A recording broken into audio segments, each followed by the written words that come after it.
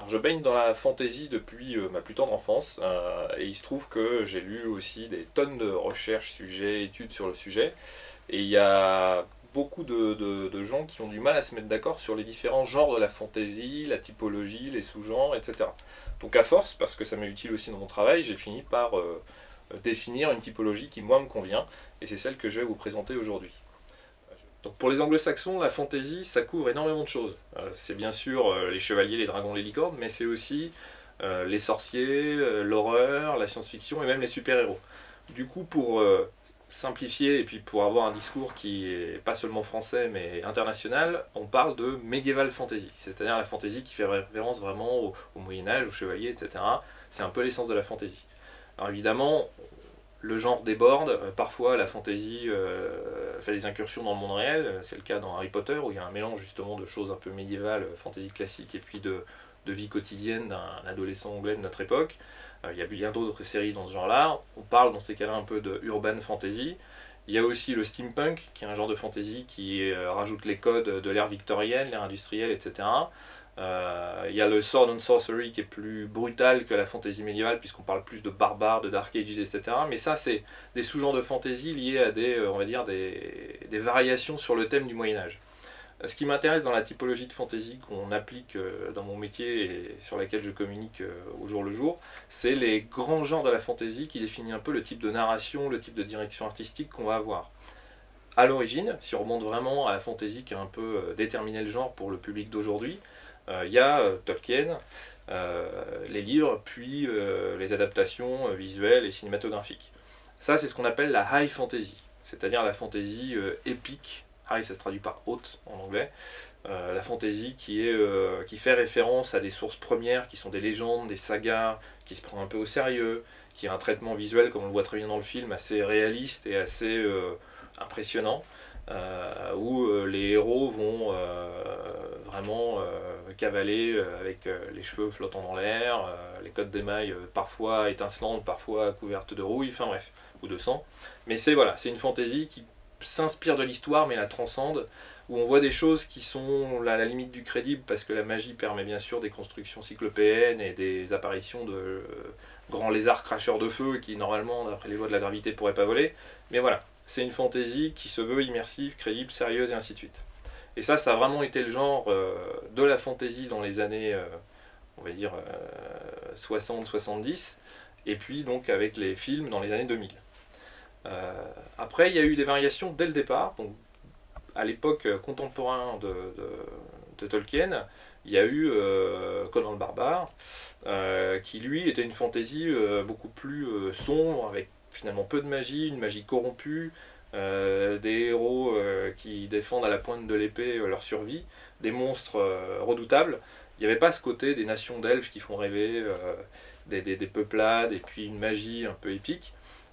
Cette fantasy que certains qualifient de low fantasy par opposition à high pour dire finalement il y a peu de magie, ça fait pas vraiment rêver, c'est pas autant basé sur les mythes, c'est pas aussi enchanteur, c'est plus basé sur un peu l'inconscient collectif des films d'horreur. Nous on l'appelle la dark fantasy parce que justement elle se base beaucoup plus sur les codes de l'horreur que sur les codes de la chevalerie et de l'épopée, des mythes arthuriens, des sagas scandinaves, des récits mythologiques, etc. On explore plus les cultes secrets des Aztèques, on va plus se rapprocher de Lovecraft et donc vraiment du code de l'horreur. Donc Conan c'était un peu un des précurseurs du genre, il y a eu aussi Elric de Melniboné à ce moment-là, par Moorcock. Et puis aujourd'hui la Dark Fantasy elle est très très populaire puisque la série qui la représente le mieux c'est le Trône de Fer de George Martin qui est donc une série de romans mais aussi une série de feuilletons de la chaîne HBO. Et où là aussi on est dans un Moyen-Âge très finalement réaliste, où à 13 ans on peut perdre la vie, choper la gangrène, mourir en quelques instants sans être soigné par une magie miraculeuse, il n'y a pas vraiment de race d'elfes, de nains, etc.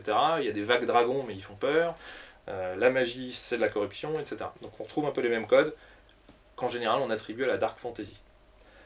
Ça, donc voilà, c'est les deux tendances qui étaient très fortes dans les années 60-70 et qui sont revenues pour la High Fantasy en 2000 avec le Seigneur des Anneaux, pour la Dark Fantasy avec les romans de Martin, mais c'est vraiment aujourd'hui, dans les années 2010, que ça marche très fort grâce à la série télé. Un autre genre qui a été très populaire dans les années 80, plutôt, c'est ce que j'appelle dans ma nomenclature la light fantasy. Donc vous ne trouverez pas forcément ça partout sur internet si vous faites des recherches, mais c'est la high fantasy déclinée en version un petit peu grand public. Donc ça a commencé avec les films qui ont dit ah la fantasy ça commence à marcher, on va faire Willow, on va faire Barbarians, on va faire Dar l'Invincible, voilà des films si vous les regardez aujourd'hui vous êtes mort de rire, c'est assez kitschouille. On a l'impression que les héros sont habillés chez Toys R Us, ils ont des armures en plastique étincelantes, des bijoux, les filles ont des permanentes très datées années 80, voilà. Et dans le jeu vidéo et dans le divertissement de tous les secteurs de la fantasy et le roman, ça a fleuri. Je pense que l'auteur le plus emblématique, enfin il y en a deux, de cette époque-là, c'est David Eddings et sa Belgariad, qui est une sorte de Tolkien soap opéra. Qui est très remarquable pour ceux qui aiment ce genre, mais voilà, on est vraiment dans la light fantasy. Et puis il y a eu tous les romans inspirés de Donjons et Dragons, qui est la grande licence qui a vraiment popularisé ce style graphique de la light fantasy, notamment la série de Dragonlance par Weiss et Hickman. Enfin, bref. Donc ça c'est la light fantasy et ça a été le genre dominant des années 80. C'était très bien parce que ça a aidé à démocratiser la fantasy, mais en même temps ça nous a un peu desservi parce qu'au bout d'un moment les gens ont commencé à dire ceux qui aiment la fantasy c'est des adolescents boutonneux ou des gens pas très mûrs dans leur tête et ainsi de suite. Donc merci Martin avec sa dark fantasy d'avoir remis ça un peu au goût du jour. Merci Jackson avec les films du Seigneur des Anneaux d'avoir redoré un peu le blason de la fantasy. Après il y a d'autres genres de fantasy un peu plus mineurs.